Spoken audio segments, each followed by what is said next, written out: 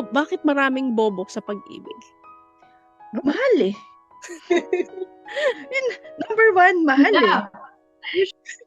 Kahit marami kang naririnig, marami nagsasabi bakit ganoon or ano.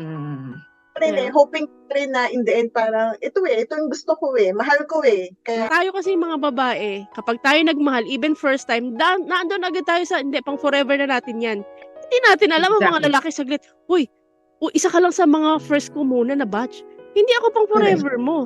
Feeling ko, ang babae, pag nagsimula ng relationship, ang ano natin, ang nakikita ang goal natin sa dulo na agad, sa altar. Dulo na. Correct. Yun ang nakikita natin. Hindi tayo teka muna, dito lang muna tayo. Yung ganon, wala tayong ganon. Hindi natin alam yung mga boys natin, ang gusto nila, play muna tayo. Exactly. Hindi, tsaka, may kinalaman dito sa ating kinamulatang society. Social norm says, ang babae, sa bahay lang. Ang babae, yung nanay natin, lola natin, nabihasa tayo na sila ay mag-iintay lang sa ating mga tatay, sa mga lolo natin, na silang naghahanap buhay.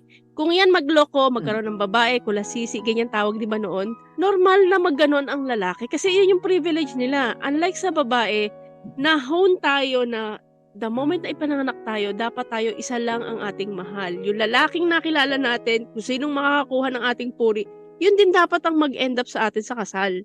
Minsan parang, di ba, kasi mga lalaki, di ba, may choice sila kung sino yung diligawan exactly. Nila. Yes, isa pa yan. We don't have that option. So ngayon sa atin, mga babae, di ba? Kung sino na lang? So ngayon, sino dumating? Sino dumating?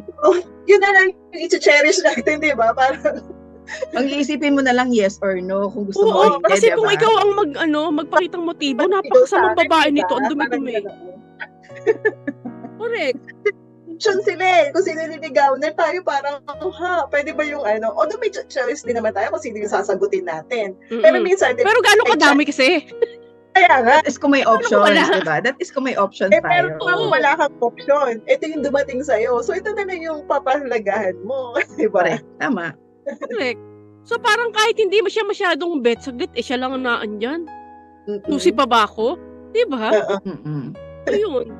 Correct. Saka may din tayo kahit babae, alam natin, may ego rin tayo. Yung parang, you need to make an effort, lalo na kunyari kung hindi naman ikaw yung first relationship, you need to make an effort para sabihin mo na, alam mo, dapat mas ako dito, better ako dun sa dati, or dapat may ganyan, ako yung dapat matandaan niya. May ganun tayo lagi. Laging parang feeling natin nakikipag-upit tayo with other. Exactly. Comparison. Ikaw na nga yung nangihiram doon sa lalaki. Tapos sa isip mo pa, Ria.